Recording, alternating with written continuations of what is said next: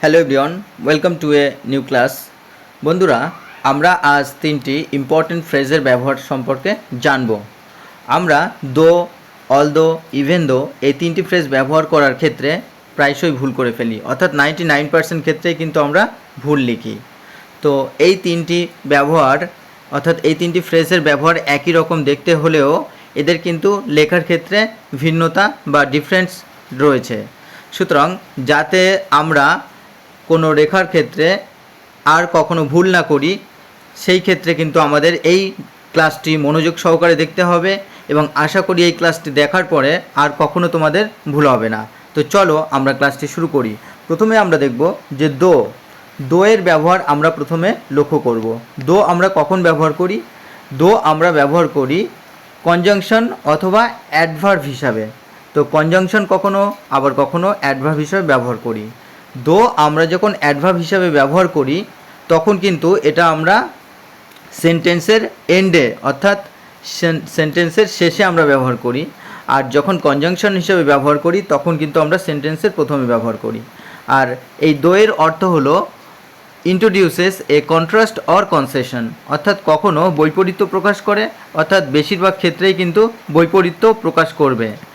আর concession অর্থাৎ সত্ত্বেও বা কিছুকে এড়িয়ে যাওয়া বা কিছু অনুমোদন করা, যেমন তা সত্ত্বেও বা হওয়া সত্ত্বেও এই রকম বোঝালে কিন্তু আমরা তখন দোয়ের ব্যবহার করে থাকি। ঠিক যেমনটা বাট কিন্তু, অর্থাৎ যখন বৈপরীত্য প্রকাশ করে আমরা বাট বা কিন্তু ব্যবহার করি, যেমন সে ধনী কিন্তু সে কৃপণ। বা আমরা হাউএভার অর্থাৎ যাই হোক এমনটাও ব্যবহার করি যে ছেলেটা ভালো, যাই হোক সে পড়াশোনায় কমা। ঠিক এমনই আমরা এর কিন্তু ব্যবহারটা দেখি। আর এটা হচ্ছে ইনফর্মাল কেমন? এটা আমরা স্বাভাবিক কথাবার্তার ক্ষেত্রেই কিন্তু আমরা ব্যবহার করে থাকি। এখানে কোনো বাধ্যবাধকতা নেই যে এই ক্ষেত্রে ব্যবহার করতে হবে বা এমন ক্ষেত্রে ব্যবহার করতে হবে, যেমন আমরা অলদো এর ক্ষেত্রে বা ইভেন দো এর ক্ষেত্রে দেখি। তো আমরা এবার অ্যাজ এ কনজাংশন হিসাবে আমরা প্রথমে এর ব্যবহারটা দেখে নিই। তো প্রথমে আমরা দেখব যখন আমরা কনজাংশন হিসেবে ব্যবহার করব তখন আমরা ঠিক এমনটাই লিখব যে দো, একটা এক্সাম্পলের মাধ্যমে আমি বুঝিয়ে দিচ্ছি। দো ইট ওয়াজ রেইনিং, যদিও বৃষ্টি হচ্ছিল, দে ওয়েন্ট হাইকিং, তারা ঘুরতে বেরিয়ে গেল। তো দো যদিও বৃষ্টি হচ্ছিল, দে ওয়েন্ট হাইকিং, তারা ঘুরতে বেরিয়ে গেল। তো এখানে কিন্তু অনেকটা ঠিক এমন ডেসপাইট অর্থাৎ সত্ত্বেও। তো সত্ত্বেও কেমন? যদিও এটা, তবুও, তা সত্ত্বেও, এরকম আমরা বলি। যেমন ঠিক এরকমই যে দে ওয়েন্ট হাইকিং, তারা ঘুরতে বেরিয়ে গেল, ডেসপাইট দ্য রেইন, বৃষ্টি সত্ত্বেও। তো এমনভাবেই কিন্তু আমরা দোয়ের ব্যবহার করে থাকি, অর্থাৎ কন্ট্রাস্ট বা বৈপরীত্যকে প্রকাশ করার জন্যই কিন্তু আমরা বেশিরভাগ ক্ষেত্রে দোয়ের ব্যবহার করে থাকি। আর যখন আমরা অ্যাডভার্ব হিসাবে ব্যবহার করব তখনও আমরা ঠিক এমনভাবে ব্যবহার করব যে এটা সাধারণত তখন আমরা সেন্টেন্সের শেষে ব্যবহার করব। কেমন দেখা যাক, যেমন I did not like the movie, আমি মুভি বা সিনেমা দেখা পছন্দ করতাম না। ইট ওয়াজ ওয়েল মেড দো, যদিও এটা ভালোই তৈরি হয়েছিল বা যদিও এটা ভালোই ছিল। তো এই দো কিন্তু আমরা এখানে সেন্টেন্সের এন্ডে ব্যবহার করলাম, সেই ক্ষেত্রে কিন্তু আমরা এখানে প্রথমে ব্যবহার করিনি। আর প্রথমে যখন আমরা অ্যাজ এ কনজাংশন ব্যবহার করব তখন কিন্তু আমরা দো লিখব, দেন সেন্টেন্সটা লিখব, অর্থাৎ যেটা কারণ প্রকাশ করছে বা কজ, যেটা কজ বা কারণ প্রকাশ করে সেই সেন্টেন্সটার লেখার আগে আমরা দো লিখব। দেন সেন্টেন্সটিকে লেখার পরে তারপরে কমা ব্যবহার করব, কমা ব্যবহার করার পরে বাকিটা আমরা লিখব, অর্থাৎ ফলাফলটা আমরা লিখব, রেজাল্টটা আমরা লিখব। ঠিক একই রকমভাবে আমরা যখন অ্যাডভার্ব হিসাবে ব্যবহার করব তখন কিন্তু আমাদের শেষে ব্যবহার করতে হবে।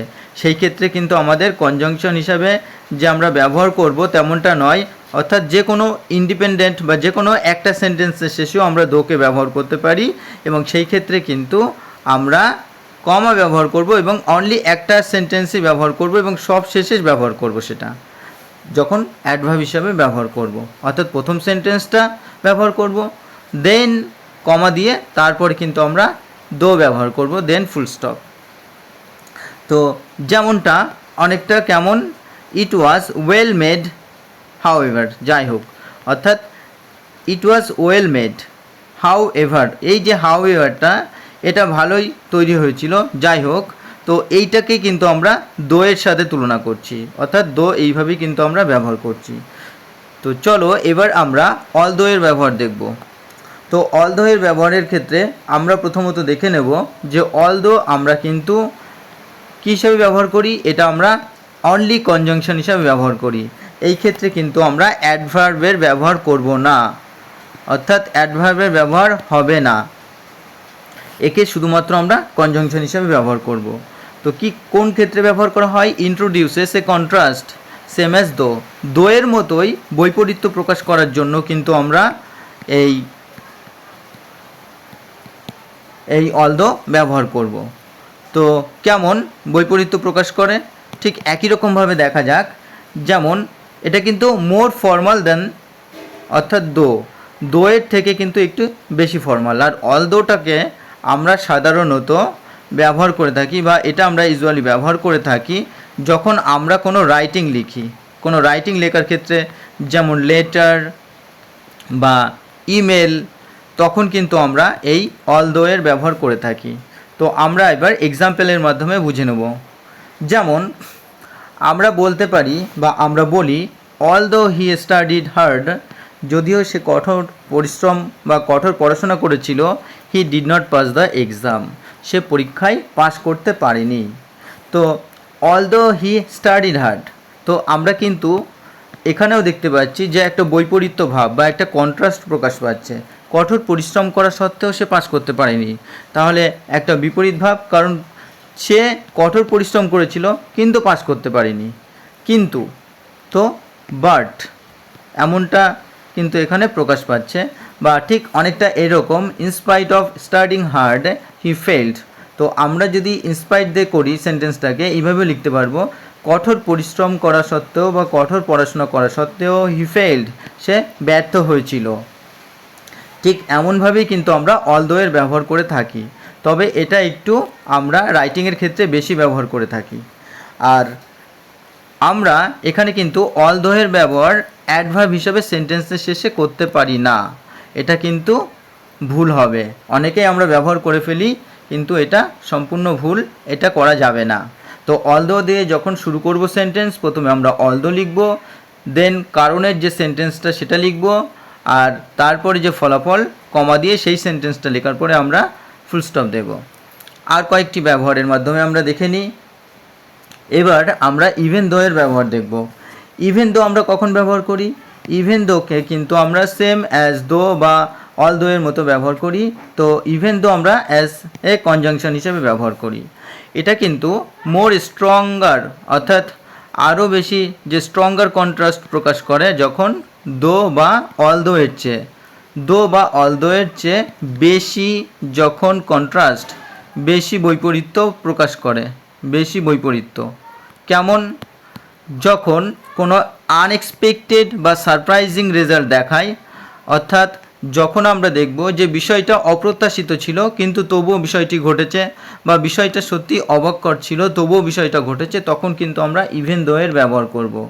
তো ইভেন দো অল দো ব্যবহারের ক্ষেত্রে কোনো নিয়ম নেই, কিন্তু এই দুটো সিচুয়েশনের উপর বেস্ট করে আমরা ইভেন দোকে ব্যবহার করি। যেমন এক্সাম্পলের মাধ্যমে আমরা দেখে নেব। আমরা যদি এক্সাম্পল ফলো করি, আমরা দেখব যে even though she is rich, যদিও সে ধনী, she lives a very simple life. তো এখানে ঠিক যেন একটা শক বা সারপ্রাইজিং প্রকাশ হচ্ছে, বা সারপ্রাইজিং প্রকাশ পাচ্ছে। কিভাবে সারপ্রাইজিং প্রকাশ পাচ্ছে সেটা আমরা দেখি। তো যদিও সে ধনী তবুও সে একটা সাধারণ জীবনযাপন করে, অর্থাৎ ঠিক যেমন একটা পোর বা নিডি পার্সনের যেমন একটা জীবন ধারণ হয় তেমন জীবন ধারণ করছে, অর্থাৎ একটা শক বা সারপ্রাইজিংয়ের বিষয় রয়েছে এখানে। ঠিক এমনটাই যে ইট ইজ সারপ্রাইজিং দ্যাট, এটা সত্যিই অবাককর বা বিস্ময়কর, she lives simply despite being rich, অর্থাৎ সে ধনী হওয়া সত্ত্বেও সে একটা সাধারণ জীবনযাপন করে, এটা সত্যিই অবাককর। এবার আমরা দো, অল দো এবং ইভেন দোকে সংক্ষেপে আমরা দেখে নেব যে কিভাবে আমরা ব্যবহার করব, তাহলে আমাদের বিষয়টা আরও ক্লিয়ার হবে। তো আমরা প্রথমে দেখব তিনটেই কিন্তু ফ্রেজ, দো, অল দো, ইভেন দো। তো এগুলি সাধারণত কোন টাইপের হয়, যেমন আমরা বলেছি দো এর ক্ষেত্রে কিন্তু আমরা কনজাংশন ও অ্যাডভার্ব হিসেবে ব্যবহার করতে পারবো। অল দো এর ক্ষেত্রে আমরা বলেছি কনজাংশন হিসেবে ব্যবহার করতে পারবো, কিন্তু অ্যাডভার্ব কিন্তু আমরা এটা অ্যাডভার্ব হিসাবে ব্যবহার করতে পারবো না। আবার ইভেন দো এর ক্ষেত্রে আমরা কিন্তু কনজাংশন হিসাবে ব্যবহার করব, অ্যাডভার্ব হিসাবে ব্যবহার করতে পারবো না। দেন আমরা ইনফর্মাল সিচুয়েশন অর্থাৎ যে কোনো বিষয় সম্পর্কে সাধারণ বা নর্মাল টকিংয়ের ক্ষেত্রে আমরা কিন্তু দো এর ব্যবহার করে থাকি। আর অল দো কিন্তু আমরা সাধারণত রাইটিংয়ের ক্ষেত্রে ব্যবহার করে থাকি। কি রাইটিংয়ের ক্ষেত্রে, ইমেল বা লেটার রাইটিং বা আমরা বলতে পারি ইমেল রাইটিংয়ের ক্ষেত্রে আমরা সাধারণত ব্যবহার করে থাকি। ইভেন দো হচ্ছে নিউট্রাল, অর্থাৎ তুমি যে কোনো সিচুয়েশনে ব্যবহার করতে পারো, কিন্তু এটা মোর স্ট্রঙ্গার কিসের থেকে, এটা হচ্ছে দো অল দোর থেকে একটু বেশি, এবং এটা বেশিরভাগ ক্ষেত্রে শক এবং সারপ্রাইজ বা এটা আনএক্সপেক্টেড কিছুকে প্রকাশ করে, আনএক্সপেক্টেড ঘটনাকে কিন্তু প্রকাশ করে। আর যেমন এক্সাম্পলের মাধ্যমে বুঝিনি দো, যেমন দো টায়ার্ড হি কেপ্ট ওয়ার্কিং, ক্লান্ত থাকা সত্ত্বেও সে কাজ করতে থাকলো, একটা নর্মাল কথাবার্তায় বলা হচ্ছে। দেন অল দো এর ব্যবহার দেখি, অল দো ইট ওয়াজ লেট, যদিও এটা দেরি ছিল, সে স্টেইড, সে থেকে গেল। ইভেন দো এর ক্ষেত্রে, ইভেন দো ইট ওয়াজ কোল্ড, যদিও ঠান্ডা ছিল, দে সোয়াম, তারা সাঁতার কাটছিল, অর্থাৎ এটা বেশ একটা সারপ্রাইজিং বা শকিং, ঠান্ডা থাকা সত্ত্বেও তারা সাঁতার কেটে চলেছিল বা সাঁতার কাটছিল, এটা বেশ শকিং বা সারপ্রাইজিং ম্যাটার, বা যেটা আনএক্সপেক্টেডও আমরা বলতে পারি। তো চলো এরপরে আমরা আরও কিছু হোমওয়ার্কের মাধ্যমে আমরা দেখব। যেমন আমরা প্রথমে দেখব যে কিছু ফিল ইন দ্য ব্ল্যাঙ্কস এখানে দেওয়া হয়েছে। তো ফিল ইন দ্য ব্ল্যাঙ্কসের প্রথমে বলেছে complete each sentence with though, although, even though কীভাবে আমরা লিখব, প্রথমে আছে যে dash it was raining they went for walk, বৃষ্টি হচ্ছিল তারা হাঁটতে গেল, তাহলে কি লিখব, দো। তো যেহেতু এটা নর্মাল টকিং, তো সেই কারণে আমরা লিখব দো ইট ওয়াজ রেইনিং, যদিও বৃষ্টি হচ্ছিল, দে ওয়েন্ট ফর ওয়াক, তারা হাঁটতে গেল। তারপরেরটা আমরা দেখব আই লাইক আইসক্রিম, আমি আইসক্রিম পছন্দ করি, ইট মেক্স মি কাফ, তাহলে কি লিখব এটা, আই লাইক আইসক্রিম অল দো। তো অল দো কেন এটা লিখব, এটা কিন্তু একটা ফর্মাল ম্যাটার রয়েছে, অর্থাৎ এটা কিন্তু আমরা জানি যে যদি আমরা আইসক্রিম খাই তবে কিন্তু আমাদের ঠান্ডাটা আসবে, অর্থাৎ এখানে ইনফর্মালিটি নেই, এটা একটা ফর্মাল ম্যাটার, অর্থাৎ একটা ধারা বা আইসক্রিম খেলে ঠান্ডা লাগে এমন একটা বিষয় কিন্তু আমরা নর্মাল জানি। তো আই লাইক আইসক্রিম, আমি আইসক্রিম খেতে পছন্দ করি, although it makes me cough, যদিও এটা আমাকে ঠান্ডা বা কাশিতে ভোগাবে। তো চলো পরের বাক্যটি দেখব, শি পাসড দ্য টেস্ট, সে পরীক্ষায় পাশ করেছিল বা টেস্টে পাশ করেছিল, dash she did not study at all, যদিও সে সর্বদা পড়তো না। তো এখানে কিন্তু সারপ্রাইজিংয়ের ম্যাটার আসছে, তো এই কারণে কিন্তু আমরা ইভেন দো ব্যবহার করব।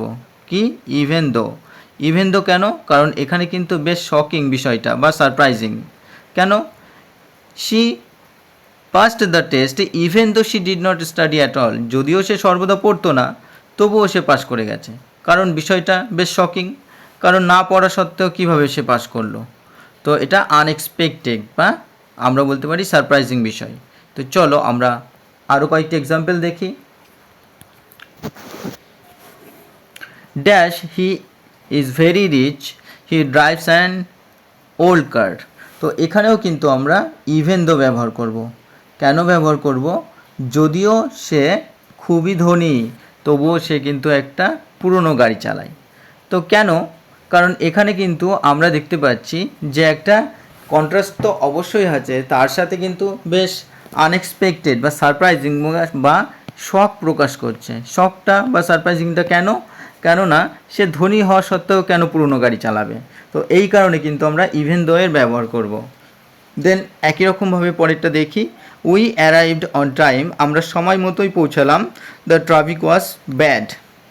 তো এখানে কিন্তু আবার এটা কিন্তু একটা ফর্মাল ম্যাটারকে প্রকাশ করছে। ফর্মাল ম্যাটার অর্থাৎ সময় মতো আমরা পৌঁছেছিলাম সময় মতো, যদিও তাহলে এখানে কিন্তু একটা বাধ্যবাধকতা বা সময় অনুযায়ী পৌঁছানো অর্থাৎ একটা ফর্মাল বিষয় রয়েছে। তো এই কারণে কিন্তু আমরা অল দো ব্যবহার করব, অল দো।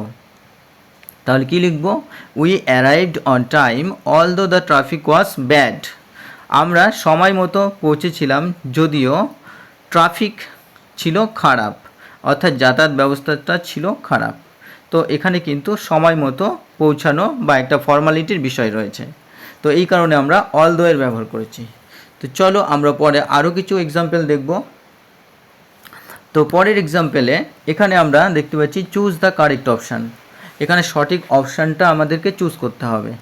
তো যেটা সঠিক হবে সেটাকে আমরা সার্কেল করব। যেমন দো আছে, অল দো আছে, ইভেন দো আছে। I was tired, I stayed up to finish the book. তো কি হবে, এটা যেহেতু নর্মাল বলছে যে দো যদিও আই ওয়াজ টায়ার্ড আমি ক্লান্ত ছিলাম, I stayed up to finish the book আমি বইটা শেষ করা পর্যন্তই ছিলাম। তো এখানে কিন্তু নর্মাল বিষয় বলছে যে বইটা শেষ করা পর্যন্ত, যদিও আমি ক্লান্ত ছিলাম তো বইটা শেষ করা পর্যন্তই আমি ছিলাম। দেন আমরা পরেরটা দেখব, he smiled dash he was clearly upset. তো এখানে কিন্তু শখ প্রকাশ করছে, সে হাসছিল, আবার সে বলছে এখানে সম্পূর্ণরূপে কী ছিল, আপসেট ছিল, সে সম্পূর্ণরূপে দুঃখিত ছিল বা বিরক্ত ছিল। তাহলে কেউ বিরক্ত বা দুঃখিত থাকলে নিশ্চয়ই হাসে না, সেটা কন্ট্রাস্ট। আবার এটা বেশ শকিংয়ের ব্যাপার। তাহলে হি স্মাইল্ড ইভেন দো যদিও হি ওয়াজ ক্লিয়ারলি আপসেট, সে সম্পূর্ণরূপে যদিও আপসেট বা বিরক্ত ছিল বা মন খারাপ ছিল তবুও সে হাসছিল। সুতরাং এখানে আমরা কিন্তু ইভেন দো ব্যবহার করব। চলো আমরা পরের আর কয়েকটি সেন্টেন্স দেখব। যেমন শি প্র্যাকটিসড এভরিডে, সে প্রতিদিন প্র্যাকটিস করতো, she did not win the competition. তো এখানে কিন্তু একটা আনএক্সপেক্টেড ম্যাটার ঘটছে। কেমন, যদিও সে প্রতিদিন প্র্যাকটিস করতো তবুও কিন্তু সে কম্পিটিশনে জিততে পারেনি। তো এখানে আমরা ইভেন দো ব্যবহার করব, যেহেতু এটা আনএক্সপেক্টেড ম্যাটার বা সারপ্রাইজিং বা শকিং বিষয়। কারণ প্র্যাকটিস করা সত্ত্বেও কেউ কিন্তু যদি প্র্যাকটিস করে তো আমরা বেশিরভাগ ক্ষেত্রে দেখি সে সাকসেসফুল হয়, সে সাকসেসফুল বা উইন করে। কিন্তু এই ক্ষেত্রে সে প্র্যাকটিস করা সত্ত্বেও সে কিন্তু কম্পিটিশনটা জিততে পারেনি। তো সেই কারণে কিন্তু আমরা এখানে ইভেন দো এর ব্যবহার করেছি। তো আশা করি বন্ধুরা তোমরা এবার থেকে দো, অল দো ও ইভেন দো এর যখনই ব্যবহার করবে তোমাদের কাছে বিষয়টি আরও পরিষ্কার হয়ে উঠবে এবং যে কোনো রকম এরর কারেকশান বা যে কোনো রকম পরীক্ষার ক্ষেত্রে, বিশেষ করে কম্পিটিটিভ এক্সামের ক্ষেত্রে যখন তোমাদের দো, অল দো, ইভেন দো দিয়ে কোনো সেন্টেন্স থাকবে তোমরা সেখানে 100% অ্যাটেম্প্ট করে আসতে পারবে। শুধু তাই নয়, সাকসেসফুলি তোমরা করে আসতে পারবে। তো ধন্যবাদ। চলো এরকম আরও ইউজফুল ক্লাস পাওয়ার জন্য অবশ্যই আমার চ্যানেলটিকে সাবস্ক্রাইব করে পাশে থাকা বেল আইকনটি প্রেস করে রেখো, কারণ এই ধরনের প্রতিনিয়ত ইংলিশ রিলেটেড ক্লাস কিন্তু আমি দিয়ে থাকি। তো ধন্যবাদ, চলো দেখা হচ্ছে পরবর্তী ক্লাসে।